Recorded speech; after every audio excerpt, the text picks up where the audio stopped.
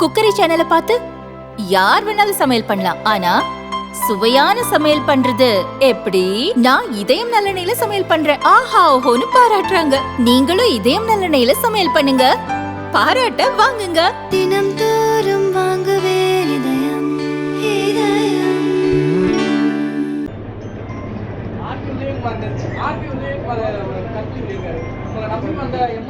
அரசியல் அனாதையாகிட்டீங்க. நேற்று பேசினது வந்து எடப்பாடி பழனிசாமி வந்து நீங்க பேசினது வந்து அரசியல் காழ்ப்புணர்ச்சிக்கு காரணமா ஆர்பி உதயகுமார் வந்து ஏதோ உங்க மாதிரி இந்த மாதிரி மீடியா பார்த்து சொல்லியிருக்காரா? அவர் தான் அனுப்பியிருக்காரா? ஏதாவது மார்பிங்கா இருக்க போதுங்க, இல்லாட்டி ஏதாவது ஏஐயில் எதுவும் பண்ணியிருக்க போறாங்க. எதுக்கு அவசியம் இருக்கு? இப்போ நாங்கெல்லாம் வர்றோம், உங்களை பார்த்து தான் பேசுகிறோம். இது என்ன சந்தனக்கட்டை வீரப்ப ஸ்டைலில் கேசட் விட்டுட்டு இருக்காரா? எனக்கு தெரியலையா. அவராக இருக்காதுங்க, அப்படிலாம் பேச மாட்டாருங்க தம்பி. அவர் தானா? அவர் தான், ஒன்றும் மார்பிங் இல்லை. என்ன சொல்லியிருக்காரு? 18 எம்எல்ஏக்கள் வந்து அரசியல் அனாதை ஆகிட்டு கேட்டீங்க, அவங்க திருப்பி திமுகவுக்கு அனுப்பிவிட்டீங்க. 18 எம்எல்ஏக்களை சட்டமன்ற அவர் பழனிசாமி ஆட்சியில் தொடர திமுக கொண்டு வந்த நம்பிக்கையில்லா தீர்மானத்தில் பழனிசாமிக்கு ஆர்வமாக வாக்களித்தவர்கள் இந்த 18 எம்எல்ஏ இங்கே கூட உட்கார்ந்துருக்காரு. அவர்களை பதவி நீக்கம் செய்தது பழனிசாமி. அதான் சொல்கிறேன் தம்பி, உதயகுமார் பேசுகிறதா இருக்காது. அதாவது மார்பிங்காக இருக்க போகுது. இல்லாட்டி எங்கேயாவது சதுரகிரி மலையில எல்லாம் யாரும் பிடிச்சி வச்சுட்டாங்களான்னு பாருங்க, போலீஸ் சொல்ல சொல்லுங்க. அவர் தப்பாக சொல்ல மாட்டார், அவர் சரியாக சொல்லுவார். அவர் ஸ்லீப்பர் செல்லில் இருக்காரு. யார்? நீங்கள் அவரை தான் முதல்ல உதயகுமார் கொடுத்த பேட்டியான்னு பாருங்கள். இன்னொன்று அவரே சொல்லியிருந்தாலும் இதெல்லாம் இதை பற்றிலாம் கேட்டு உங்கள் நேரத்தையும் என் நேரத்தையும் வீணாக்க வேணாம். ஏன்னா ஒருத்தர் நேராக வந்து தொலைக்காட்சியில் ஊடகங்களில் கேள்விக்கு பதில் சொல்கிறப்ப இல்லை அதை பற்றி இது கருத்து சொல்கிறப்ப சொல்லலாம். இது மாதிரி சந்தனக்கட்டை விருப்பம் மாதிரி இது மாதிரி திடீர்னு வீடியோ விடுறவங்களுக்கெல்லாம் பதில் சொல்ல வேண்டிய அவசியம் நமக்கு இல்லை. ஒன்று மாத்திரம் சொல்லிக்கிறேன், இப்பொழுது அதிமுக இல்லை.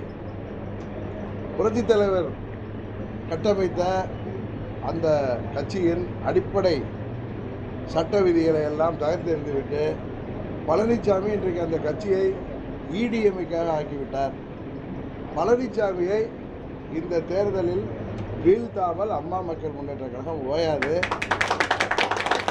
அதில் தினகரன் கூட யாரும் இல்லை. தினகரன் தனிநபர்னா எனக்காக எதையும் காட்டுக்குள்ளார ஒழிஞ்சிக்கிட்டு வீடியோ போடணும்னு தெரில.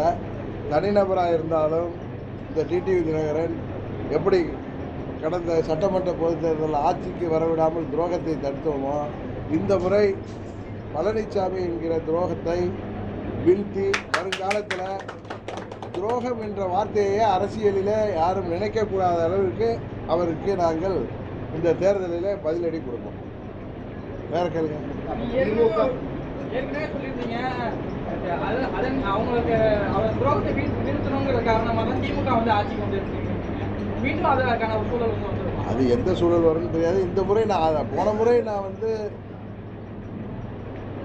துரோகத்தை வீழ்த்தும் பொழுது திமுக ஆட்சிக்கு வந்தது. நீங்கள் கேட்குற கேள்வி கரெக்டு தான். ஆனால் இந்த முறை நான் வந்து சொன்னதை நீங்கள் கவனிக்கல. அம்மா மக்கள் முன்னேற்ற கழகம் இடம்பெறுகிற கூட்டணி தான் ஆட்சி அமைக்கும்னு சொல்லியிருக்கேன். தம்பி வசதியாக மறந்துட்டாருன்னு நினைக்கிறேன். சொல்லுங்கள். அடுத்தது 5 முனை போட்டி இருக்கு. எனக்கு தெரிந்து 4 முனை போட்டி தான் இருக்கும். செங்கோட்டை வந்து வெளியில் வந்து எல்லாத்தையும் ஒன்றிணைக்கணுன்ற முயற்சி பண்ணாரு. அதனால் தொடர்ந்து அதுக்கான முயற்சிகள் மேற்கொண்டிருக்காரா? இல்லை நீங்கள் எல்லாருமே சேர்ந்து சார், நாங்கள் அம்மா மக்கள் முன்னேற்ற கழகம், நாங்கள் அம்மாவின் தொண்டர்கள் எல்லாம் ஒன்றிணையணும் அப்படிங்கிற கருத்தில் எங்களுக்கு உடன்பாடு இருக்குது. ஆனால் இன்றைக்கு அதிமுகவே இல்லை, அம்மா அவர்கள் கட்சியே கிடையாது. இன்றைக்கி இருக்கிறது எடப்பாடி பழனிசாமி இடிஎம்கே தான் நான் சொல்கிறேன். ஏன்னா அடிப்படை சட்ட விதியை புரட்சித் தலைவர் கொண்டு வந்த விதி, அதை அம்மா அவர்கள் கட்டி காத்த விதி என்பது பொதுச் செயலாளர் தேர்தலில் யார் வேண்டுமானாலும் போட்டியிடலாம்.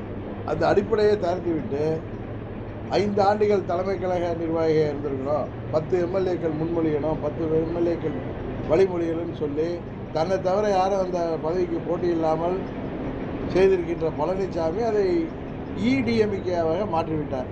அதனால் இந்த தேர்தலில் பழனிசாமியை வீழ்த்தி உண்மையான அம்மாவின் தொண்டர்கள் அனைவரும் ஒன்று சேர்ந்து புரட்சித் தலைவர் ஆரம்பித்த அதிமுகவுக்கு நாங்கள் புத்துயிர் கொடுப்போம் என்பது தான் உங்களுடைய நிலைப்பாடு. இதை தான் நான் சொன்ன அம்மாவுடைய கட்சியை மீட்டெடுப்போம், அதிமுகவை மீட்டெடுப்போம்னு சொன்னப்போ அதெல்லாம் இல்லையான்னு கேட்டாங்க.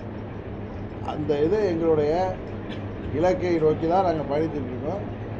இந்த தேர்தலில் துரோகத்தை நாங்கள் வீழ்த்துவதற்கு உறுதியாக நாங்கள் வெற்றி பெறுவோம். நாங்கள் இடம்பெறுகிற கூட்டணி தான் ஆட்சி பொறுப்புக்கு வரும். விஜயை வந்து என்டிஏ கூட்டணியில் இணைக்கிறதுக்கான பணிகள் நடக்குது.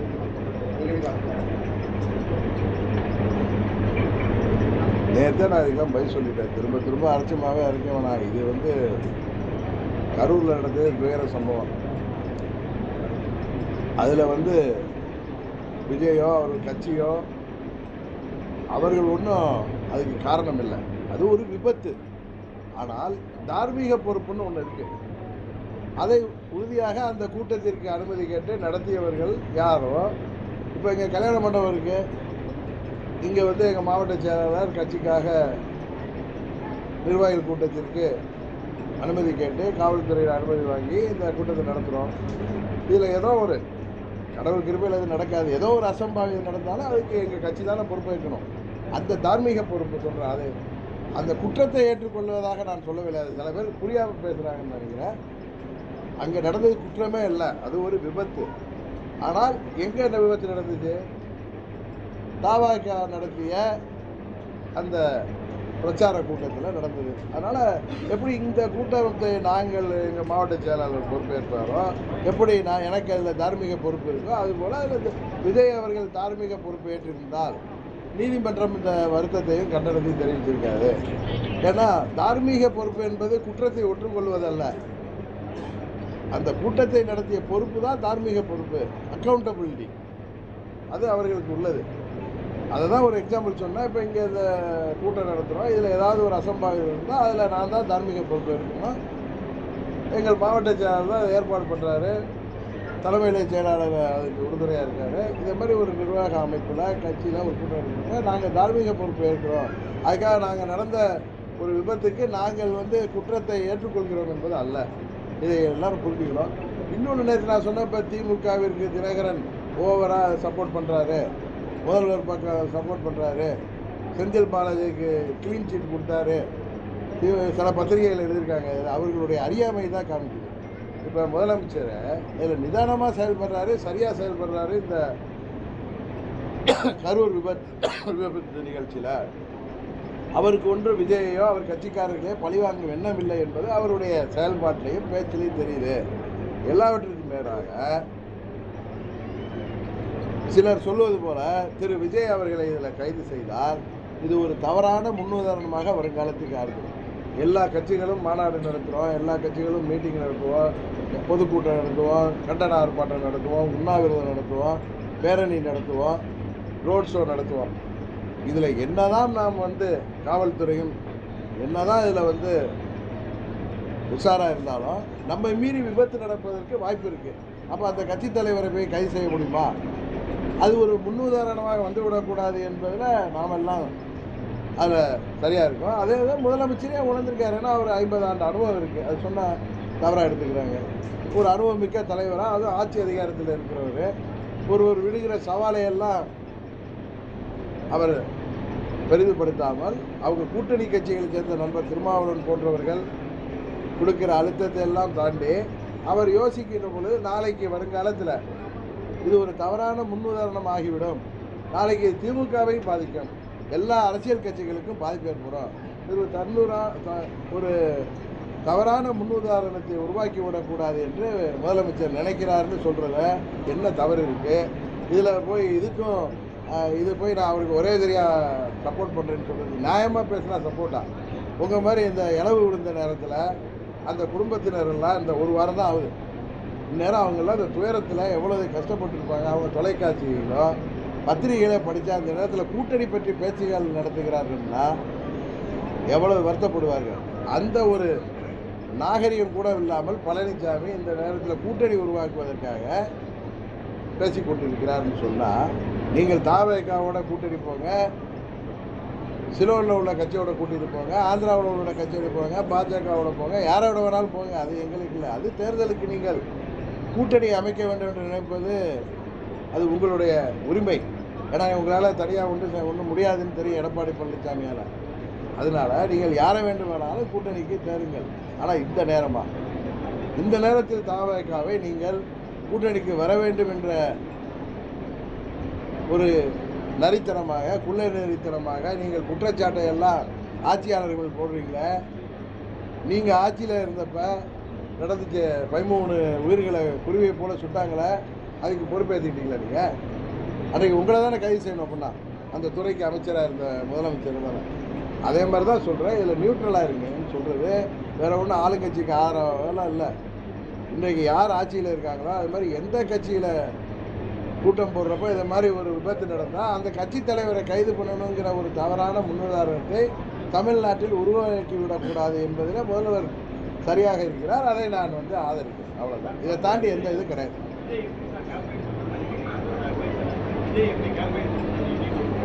அட்வைஸா?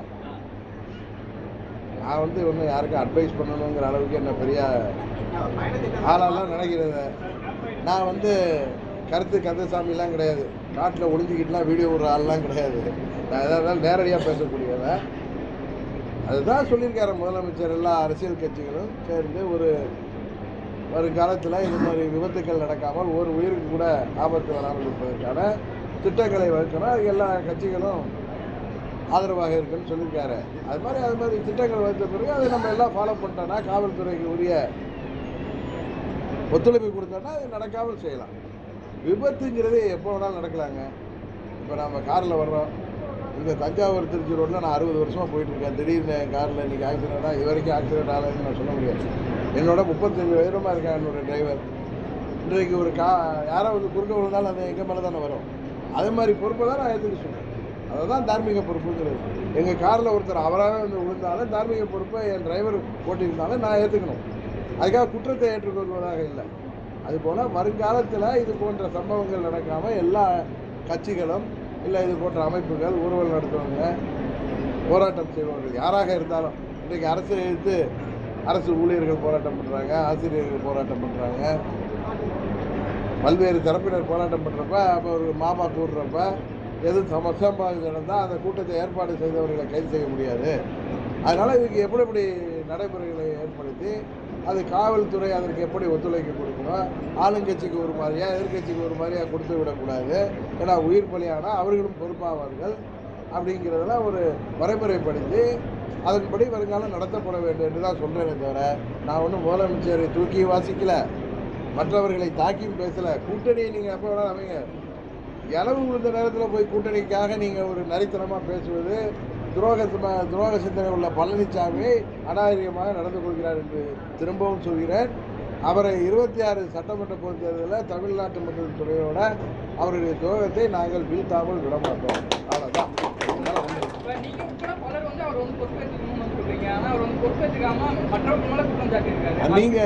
நீங்கள் போய் அவரை பார்த்து நீங்கள் பொறுப்பேற்றுங்க சார், நீங்கள் வெற்றி இங்கேருந்து போய் சொன்னார்னா நல்லாயிருக்கும். நீதிமன்றத்தில் நீதிபதி தலைமை பொறுப்பு இல்லை கருத்து இல்லை சொன்ன கருத்தை அமைச்சர்கள் எல்லாருமே சொல்றாங்க. நீதிமன்றம் சொன்ன கருத்து, நீதிமன்றம் தெரிவித்த தீர்ப்பு எல்லாம் நம்ம போய் அதெல்லாம் டிசெக்ஷன் பண்ணி பார்க்கறது தவிர நான் பார்க்கின்ற பார்வையில் அவர்கள் தார்மீக பொறுப்பு ஏற்றுக்கொள்ளாத பட்சம் இருக்கிறதுனால குற்றத்தை விட்டுக்க சொல்லி யாரும் சொல்லலை. தார்மீக பொறுப்பு அந்த நிகழ்ச்சி நடத்துனதை ஏற்றுக்காதனால நீதிமன்றங்கள் கடுமையான கண்டனத்தை தெரிவித்திருக்கலான்னு நான் நினைக்கிறேன். விஜய் வாகனத்தை பிரச்சார வாகனத்தை பிரச்சார பயணத்தை முடக்கிற மாதிரி இல்லை. ஏங்க அடுத்து வேற வண்டியில் போக முடியாது. இப்போ என் வண்டியை ஒரு வண்டி ரிப்பேர் ஆனால் இன்னொரு வண்டி நான் ஸ்டாண்ட் பை வச்சுக்கலையா? சீப்பு ஒழிச்சு வைக்கிறேன் என்டிஏவுடைய முதல்வர் வேட்பாளரை மாற்றினா திருப்பி அந்த கூட்டணி போகிறோம்னு சொல்லியிருக்கீங்க. அந்த நிலைப்பாட்டில் உறுதியாக இருக்கீங்களா? பழனிசாமி இல்லாமல் நேரத்தே சொல்லியிருக்கேன். குப்புசாமியாக இருக்கட்டும், ராமசாமியாக இருக்கட்டும், எந்த சாமியாக இருக்கட்டும், அதை பற்றி எனக்கு கவலை இல்லை. துரோகம் இது எம்பலமாக இருக்கிற பழனிசாமி முதல்வர் வேட்பாளராக அறிவித்தால் அந்த துரோக சிந்தனையுடைய பழனிசாமிக்கு எதிராக ஆரம்பிக்கப்பட்ட இயக்கம் அம்மா மக்கள் முன்னேற்ற நானோ எங்கள் தொண்டர்களோ எப்படி அதை ஏற்றுக்கொண்டு வந்து அந்த கூட்டணிக்கு செல்ல முடியும் அப்படிங்கிறது ஒரு சாதாரண பாமரத்துக்கு புரியக்கூடிய கருத்தை தான் நான் திருப்பி சொல்கிறேன். திரும்ப திரும்ப நீங்கள் இதில் கேள்வி கேட்பது எனக்கு எதுக்காக தெரியல. நீங்க வந்து ஏற்கனவே வந்து சொன்னது வந்து அதிமுகவையும் காப்பாற்றணும்னா அவங்க இந்த கூட்டணி வந்தாகணும் நீங்க தான் ஏற்கனவே அழைப்பு விட்டுருக்கீங்க. இப்போ அவங்க வந்து ஆமாங்க, இல்லைங்க, அதிமுக வரணும்னு தான் நான் சொன்னேன். நானே சொன்னேன் எல்லா அம்மாவுடைய தொண்டரும் ஒன்று நான் சொன்னதெல்லாம் உண்மை. ஆனால் பழனிசாமி முதல்வராக வேட்பாளராக வரணும்னு நான் எங்கேயும் சொல்லலை. கரெக்டா? அவர் தான் முதலமைச்சராக வருவார்னு நீங்கள் சொன்னீங்கன்னா நாங்கள் அதை ஏற்றுக்கொள்ளலைன்னு சொல்லுவோம். இப்பயும் சொல்கிறாங்க ராமசாமியோ குப்புசாமியோ முனுசாமியோ எந்த சாமி இருந்தாலும் எனக்கு பிரச்சனை இல்லை. பழனிசாமி தான், எடப்பாடி கே பழனிசாமி தான் இருக்கக்கூடாது. அந்த பேரில் உள்ள வேற ஒரு பழனிசாமி இருந்தால் கூட எங்களுக்கு பிரச்சனை கிடையாது.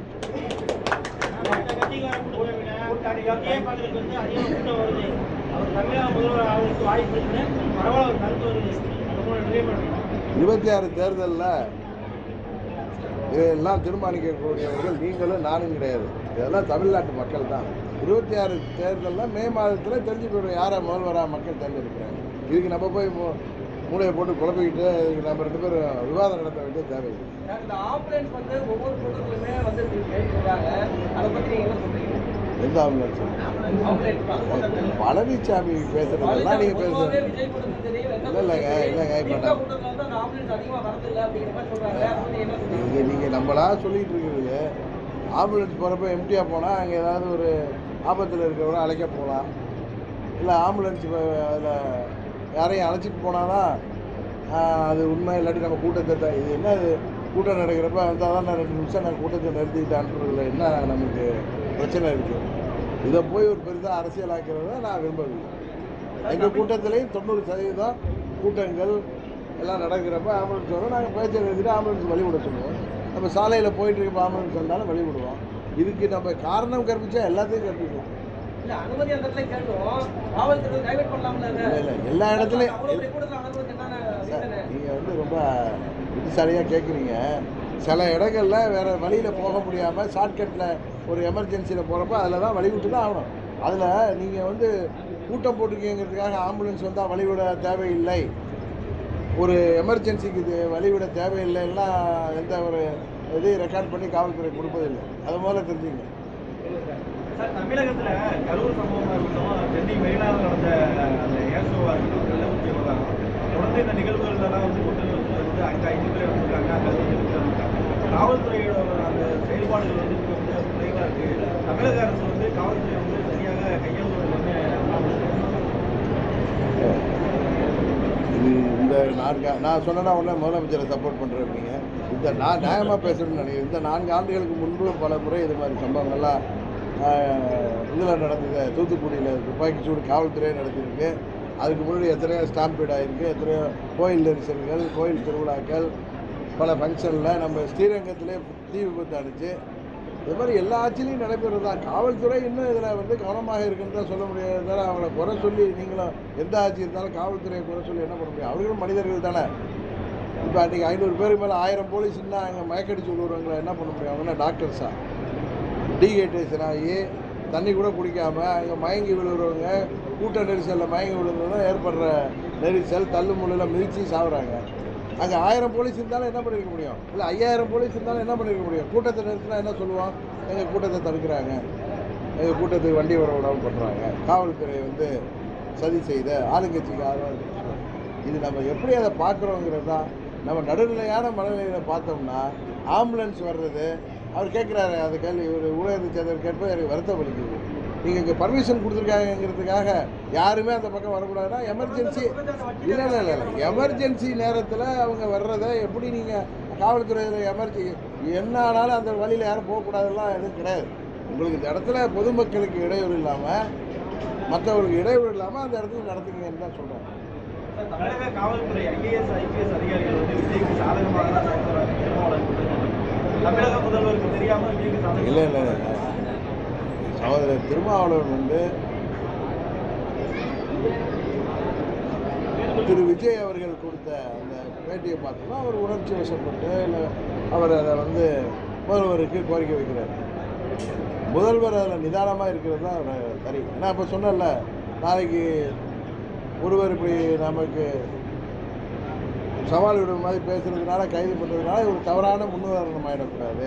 நாளைக்கு திரு திருமாவளவன் அவர்கள் நடத்துகிற கூட்டத்திலே இதுபோல் விபத்துக்கள்ங்கிறது யார் எப்போ நடக்கும் தெரியாதா, அப்போ அவருக்கு அது பிரச்சனை வரக்கூடாது அப்படிங்கிற ஒரு நல்ல எண்ணத்தில் தான் நான் சொல்கிறேனே தவிர யாருக்கு முதல்வருக்கு ஆதரவாகவும் சொல்லலை, திருமாவளவனுக்கு எதிராகவும் சொல்லலை, விஜய்க்கு எதிராகவும் சொல்லலை. நான் நடுநிலையாக ஒரு கட்சி தலைவராக நாளைக்கு யாருக்கு வேணுமானாலும் இது போல் நிலை வரும், அதுக்கு நாம் தார்மீக பொறுப்பு ஏற்க வேண்டும். அதுக்காக தவறு நடந்தது நான் தான் தவறு பண்ணேன்னு ஒத்துக்கிற மாதிரி கிடையாது அப்படிங்கிற ஆங்கிளில் தான் நான் சொல்கிறேன். இதுக்கு ஒன்றும் ஆட்சிக்கு ஜால்ரா அடிக்கல. ஆட்சிக்கு இந்த ஒரு விஷயத்தில் இந்த அரசாங்கம் முதலமைச்சர் சரியாக நடக்கிறான்னு சொன்னால் நானும் பழனிசாமி மாதிரிலாம் தரம் தாழ்ந்து இதில் போயெல்லாம் விமர்சிக்கிற அநாகரிகமாக விமர்சிக்கிற மனிதன் அல்ல. அவ்வளோதான். சார் 4.5 வருட திமுக ஆட்சி எப்படி இருக்குன்னு நினைக்கிறீங்க?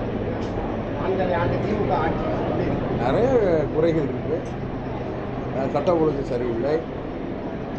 ஏற்கனவே பல முறை சொல்லியிருக்கிறேன். கிளிப்புள்ள மாதிரி விவசாயிகள்லேருந்து மாற்றுத்திறனாளிகள் வரை இன்றைக்கு போராடி கொண்டிருக்கிறார்கள். தேர்தல் வாக்குறுதிகள் எல்லாம் நிறைவேற்றாமல் இந்த ஆட்சியாளர்கள் தவிர்த்து வருகிறார்கள். ஆனால் இப்படி இருந்து 24 தேர்தலில் திமுகவுக்கு தான் மக்கள் வாக்களித்திருக்கிறார்கள். அதை என்னவென்று பார்க்க வேண்டும். அதனால் 26ல் மற்ற கட்சிகள் இன்னும் சிறப்பாக செயல்பட வேண்டும் என்பது தான் எனக்கு கருத்து.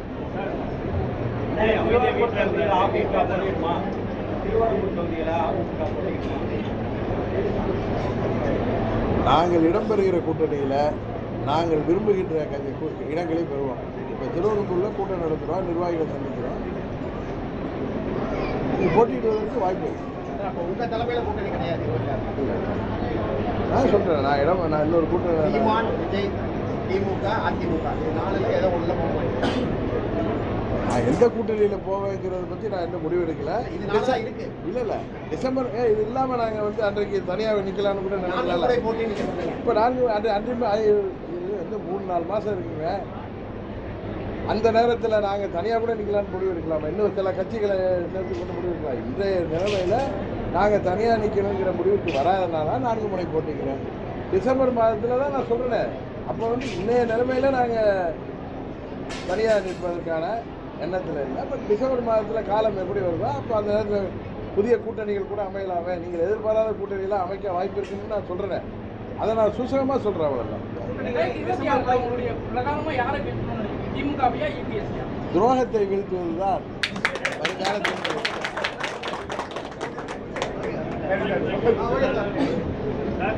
போதுமா? சந்தோஷம் தானே? என்ன கேடு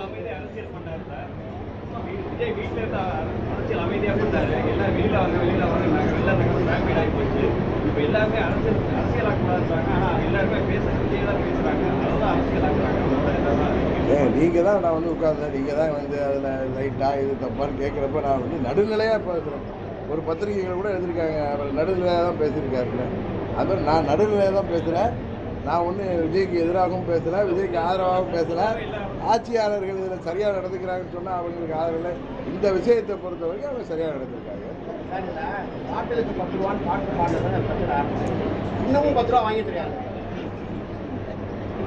அதாவது கேளுங்க, அன்றைக்கி செந்தில் பாலாஜி அதுக்கு பதில் சொல்லியிருக்காரு. போன ஆட்சியிலேயே இது மாதிரி நிறையா குற்றச்சாட்டு இருக்குது, உங்களுக்கு விளக்கம்லாம் கொடுத்துருக்காரு. நான் போய் டாஸ்மாகில் பாட்டில் வாங்கிட்டேன் தெரியாது. எங்கள் கட்சி நிர்வாகிகள் யாருமே அது மாதிரி குற்றச்சாட்டையும் என்கிட்ட இன்னைய வரைக்கும் சொல்லதில்லை. அதனால் நான் என்னன்னு பார்த்து அதுக்கு பதில் கொடுக்குறேன்.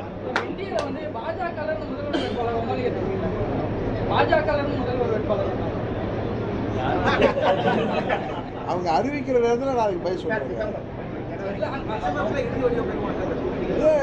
நான் உங்களுக்கு கேட்கறதுனா பதில் சொல்கிறேன். எதை வேணாலும் கேட்க பிரஸ் மீட் நாயகன்னா என்னை காமெடியன் மாதிரி ஆகிட்டு நீங்கள் நாயகனா ட்ரீட் பண்ணுற மாதிரி தெரியும்.